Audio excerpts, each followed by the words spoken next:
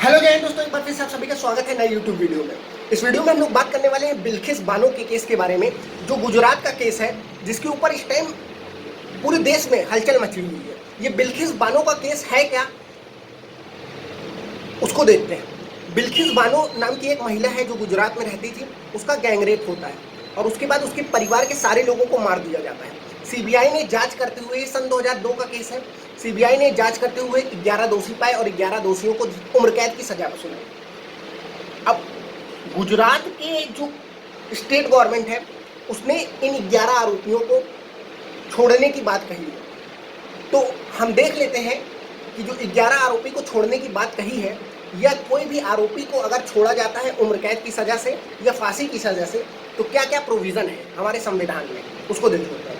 तो पहला प्रोविजन है कि राष्ट्रपति के पास पावर है, प्रेसिडेंट के पास पावर है अनुच्छेद 72 के तहत, जिसे वो advice of council of minister मतलब मंत्री परिषद की सलाह पर वो यूज कर सकता है और किसी भी कैदी को उम्र कैद की सजा को खत्म कर सकता है या फांसी की सजा को रोक सकता है। दूसरा ये पावर है राज्य के राज्यपाल को, मतलब गवर्नर को, वो भी अपने काउंसिल ऑफ मिनिस्टर मतलब मंत्री परिषद की सलाह से किसी भी सजा को कम कर सकता है या उस सजा को खत्म कर सकता है।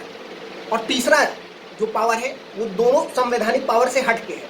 इसे कहते हैं कि कानूनी शक्ति, मतलब कि एग्जीक्यूटिव का पावर है ये। तो एग्जीक्यूटिव का पावर ये है सीआरपीसी की जो सेक्शन है 432 और 433 के अंतर्गत। 432 और 33 के अंतर्गत ये कहा गया है कि स्टेट गवर्नमेंट जो है एक सेंटेंस रिव्यू बोर्ड बैठाएगी। सेंटेंस रिव्यू बोर्ड जो बैठेगा उसमें सीनियर मोस्ट आईएएस ऑफिसर जो कि डिस्ट्रिक्ट कलेक्टर लेवल के होंगे वो बैठेंगे, वो अपना रिपोर्ट सौंपेंगे। दूसरा, आईजी रैंक का जो जेल का अधिकारी होगा वो रिपोर्ट सौंपेगा स्टेट गवर्नमेंट को। और तीसरा, उस कैदी का जेल में बिहेवियर देखा जाएगा कि वो जितने दिन जेल में था वो कैसा रहा। अगर स्टेट गवर्नमेंट को समझ में आता है तो स्टेट गवर्नमेंट उसको रिहा कर सकती है, जैसे कि गुजरात की सरकार ने किया है। आपको हम बता दें कि प्रेसिडेंट और गवर्नर के पास जो ये पावर है, इसका यूज प्रेसिडेंट और गवर्नर चाहे जब कर सकते हैं। मतलब कि अगर आप केस 1 साल के अंतर्गत गवर्नर के पास ले जाए या प्रेसिडेंट के पास ले जाए तो वो रिहा कर सकता है। परंतु सीआरपीसी की धारा, मतलब सीआरपीसी का जो ये सेक्शन 432 और 433 है, इसके तहत 14 साल के बाद ही आप इसका यूज कर सकते हैं। तो 2008 का मैटर था ये, 2022 चल रहा है, मतलब कि 14 साल हो चुके हैं और 14 साल के बाद ये केस जो है वो फिर से पहुंचा है सीआरपीसी की धारा 432 और 433 के तहत। हम आपको बता दें कि इसके पक्ष और विपक्ष में दोनों बात चल रही है। इसके पक्ष में बोलने वाले ये कह रहे हैं कि एक प्रोपोर्शनलिटी का कॉन्सेप्ट होता है। प्रोपोर्शनलिटी का कॉन्सेप्ट होता है कि जितना कोई सजा किया है उसी के अपेक्षाकृत उसे सजा मिलनी चाहिए। तो लोग कह रहे हैं कि 14 साल वो जेल में बिता चुके हैं, अब उन्हें छोड़ देना चाहिए, जिससे वो समाज में आके समाज का विकास कर सके या सामाजिक सुधार कर सकें और उनकी भी लाइफ है वो फ्रीली मूव कर सके कहीं, तो उनको ये अधिकार मिलना चाहिए।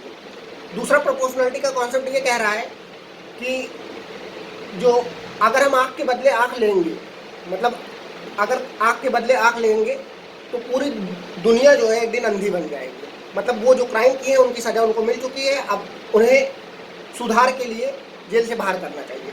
विपक्ष वाले बोल रहे हैं क्या? विपक्ष वालों का बोलना ये है कि बिल्किस बानो का जो केस है ये गुजरात सरकार चुनाव को ध्यान में रखते हुए कर रही है। दूसरा, विपक्ष वालों का कहना ये है कि अगर 14 साल के क्राइम पे उसे छोड़ दिया जाता है तो बहुत सारे ऐसे अपराधी हैं जो 14 साल से कम का क्राइम किए हैं, तो उन्हें भी छोड़ना चाहिए भाई, क्योंकि वो उनसे कम क्राइम किए हैं। और तीसरा सवाल ये उठता है कि अगर फिर से ऐसा कोई केस हुआ तो क्या फिर से सरकार इसी नतीजे पे, इसी कंक्लूजन पे पहुंचेगी कि उन्हें छोड़ दिया जाए? क्योंकि हमारा संविधान अनुच्छेद 12 में राज्यों को शक्ति देता है कि राज्य जो है वो सबके साथ बराबरी समानता का व्यवहार करें, और अनुच्छेद 14 के तहत सभी नागरिकों को ये अधिकार है कि वो इक्वालिटी की बात करें। तो इक्वालिटी, जब समानता की बात होगी तो समानता की बात हर दृष्टिकोण से होनी चाहिए। ये था बिल्किस बानो का केस। आप पक्ष में है या विपक्ष में है, दोनों का कंक्लूजन आपके सामने है। आप बताइए कमेंट करके आप कैसे हैं, आपका पक्ष में है या विपक्ष में। मिलते हैं नेक्स्ट वीडियो में ऐसे इन्फॉर्मेटिव वीडियो के साथ। चैनल को सब्सक्राइब करिए, वीडियो को लाइक करिए। तब तक के लिए जय हिंद और जय भारत।